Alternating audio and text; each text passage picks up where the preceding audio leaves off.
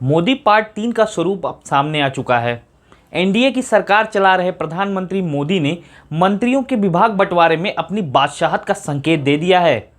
शाह को गृह मंत्रालय देकर एनडीए के सहयोगियों को बता दिया है कि बदला कुछ भी नहीं है। खुद की बादशाहत का प्रदर्शन शाह की बादशाहत बनाए रखने और सरकार की बदकिस्मती में क्या किसी साम्य की नींव डाल दी गई है? क्या मंत्रियों के विभाग बंटवारे के साथ ही सहयोगियों के दिल भी अंदर खाने बंटने लगे हैं? क्या सचमुच में अब की बार छमाही सरकार के आसार हैं या मोदी शाह की जोड़ी अपने कौशल से पूरे 5 साल सत्ता चलाएगी? इन सवालों के जवाब तलाशने की कोशिश देश का हर आम और खास करने लगा है। मंत्रिमंडल बंटवारे से क्या दलों के दिलों में दरार पड़ गई है? खोजने होंगे इन सवालों के जवाब। नमस्कार, मैं हूं विभ्यांशु पांडे। आप देख रहे हैं एक नज़र एक नज़रिया। हम डालेंगे मंत्रियों के विभागों पर एक नज़र और इसके निहितार्थों पर रखेंगे अपना भी नज़रिया। तो बने रहें हमारे साथ, देखते रहें एक नज़र एक नज़रिया।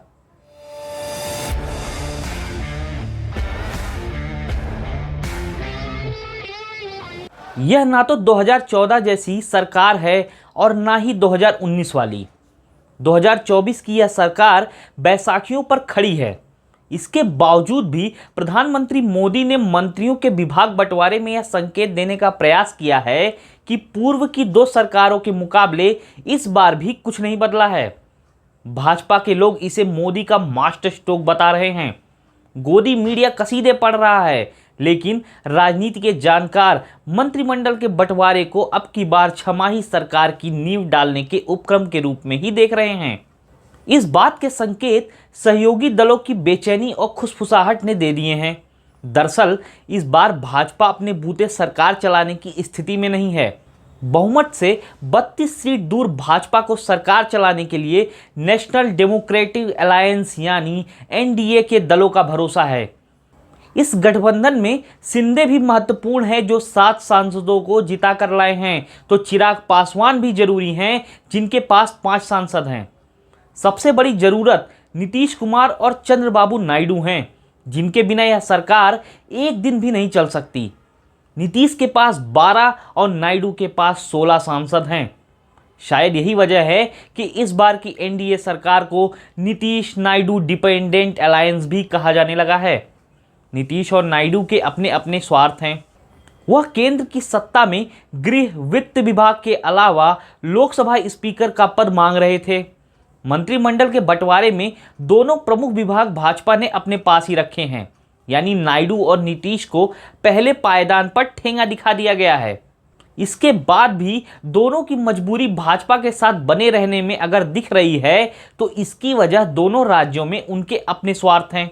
नीतीश चाहते हैं कि बिहार की उनकी सरकार भंग कर चुनाव करा लिया जाए, ताकि विधानसभा में वह अपनी सीटों का आंकड़ा इस लायक बना सकें कि उन्हें किसी का डर भय ना रहे।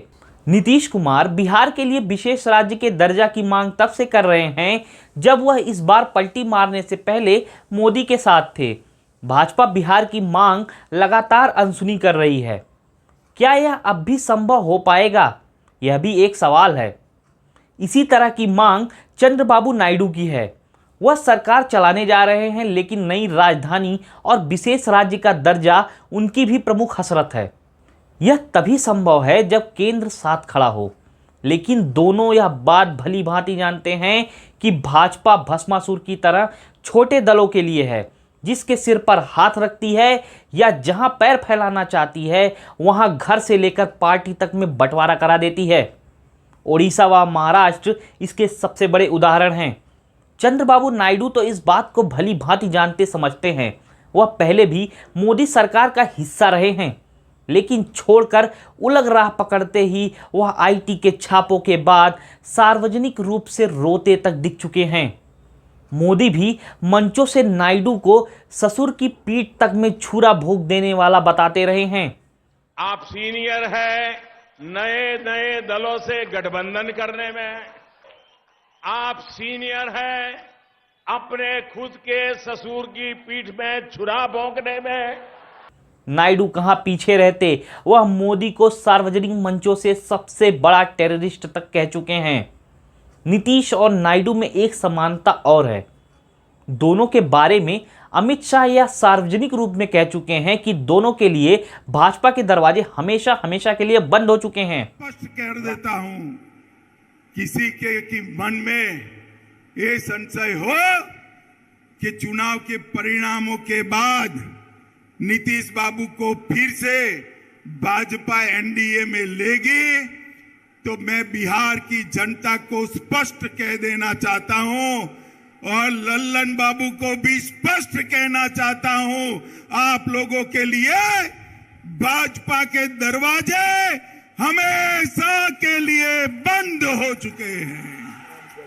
और मुझे मालूम है जैसे ही 19 का काउंटिंग समाप्त होगा, एनडीए की सरकार बनेगी, मोदी जी प्रधानमंत्री बनेंगे, वो वापिस एनडीए में आने का प्रयास करने वाले हैं। मगर मैं कार्यकर्ताओं और आंध्र की जनता को कहने वाला हूं, इस बार चंद्रबाबू नायडू के लिए एनडीए के दरवाजे हमेशा के लिए बंद कर दिए गए हैं। आपको वापिस आने की कोई जगह नहीं मिलेगी। राजनीति में कुछ भी असंभव नहीं होता। देखिए, बदली परिस्थितियों में दोनों भाजपा के सहयोगी हैं। दोनों को अपनी कई पिछली बातें शायद याद करना भी नहीं चाहते। यह भी हो सकता है कि समय आने के इंतजार में अपना काम निकाल लेने की फितरत को महत्व दे रहे हों। दोनों को यह बात पता है कि कब उनकी पार्टी छूट जाए और वह भी जान नहीं पाएंगे। चंद्रबाबू नायडू यह भोग भी चुके हैं। उनके 4 सांसद पिछली सरकार के दौरान भाजपा में शामिल हो गए थे। वजह वही यक्ष जो हर तोड़फोड़ में दिखती है। दरअसल चारों सांसद बड़े पूंजीपति थे, आईटी और ईडी का सामना नहीं कर पाए। चंद्रबाबू नायडू उसी समय विदेश दौरे पर थे, तो चारों ने अमित शाह के हाथों भाजपा का पट्टा अपने गले में डलवा लिया था। यही वजह है कि चंद्रबाबू नायडू यह चाहते थे कि कम से कम गृह और बात ना बने तो वित्त विभाग उनके दल के खाते में आ जाए, ताकि खुफिया एजेंसियां सीबीआई, ईडी, आईटी पर उनकी नकेल हो सके। यह तो संभव नहीं हो सका तो दिल के भीतर ही टीस समझ ही जा सकती है। अब तो उनका एकमात्र इरादा लोकसभा स्पीकर का पद अपने पाले में लाने का है। नीतीश या नायडू तत्काल छिटक भी नहीं सकते। साथ मिलकर चुनाव लड़ा है तो कुछ निभाना तो पड़ेगा ही। समय का इंतजार भी रहेगा ताकि वह अपने प्रदेश को बताने की स्थिति में रहें कि प्रदेश हित में वह साथ गए। यह बात सभी जानते हैं कि राष्ट्रपति पद पर भाजपा नेता रही द्रौपदी मुर्मू बैठी हैं। सबसे बड़े दल के रूप में भाजपा सामने है, तो सरकार बनाने का निमंत्रण मोदी के अलावा किसी और को मिल भी नहीं सकता था। मोदी के सामने फ्लोर टेस्ट जैसी औपचारिकता कराने की मजबूरी भी राष्ट्रपति सामने नहीं आने देती। तो यह मानकर चलें कि सरकार के बहुमत का अंदाजा अब स्पीकर के चुनाव में लग सकेगा या बजट सत्र में। शायद विपक्ष ने भी इसी समय के इंतजार में अपनी रणनीति बदल ली हो। खैर, खुद भी मोदी चाहेंगे कि किसी बहाने वह एक बार फ्लोर पर अपनी ताकत दिखा दें, तो 6 महीने बहुमत साबित करने की नौबत नहीं आएगी। यह 6 महीने भाजपा के लिए अल्पमत से बहुमत पाने के लिए पर्याप्त हो सकता है, क्योंकि ईडी, सीबीआई और आईटी पर नियंत्रण तो भाजपा का ही है। अगर यह बात आम भाजपा कार्यकर्ता भी बता और समझा रहा है, तो क्या यह बात उन सहयोगियों को पता नहीं है कि आने वाले समय उनके दल के लिए किस तरह के हो सकते हैं? इन्हीं वजहों को राजनीतिक विश्लेषक बड़े संकेत मानकर कह रहे हैं कि मंत्रियों के विभाग नहीं बांटे गए, बल्कि कईयों के दिल बंट गए हैं। आने वाले समय में क्या खेल होगा, यह बहुत हद तक लोकसभा स्पीकर के चुनाव पर निर्भर हो गया है। अगर भाजपा अपना स्पीकर भी बना ले जाने में कामयाब होती है, तो फिर मोदी की सरकार 5 साल नहीं चलेगी। इस पर किसी तरह का संदेश नहीं रह जाएगा। तो क्या होगी स्थिति, इस पर अभी कुछ कहने सुनने से अच्छा है समय का करें इंतजार, क्योंकि समय से बलवान कोई भी नहीं होता। अभी के लिए बस इतना ही।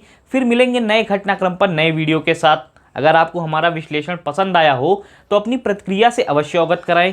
वीडियो को लाइक करें, चैनल पर नए हैं तो सब्सक्राइब करें। देखते रहें एक नज़र एक नज़रिया। धन्यवाद।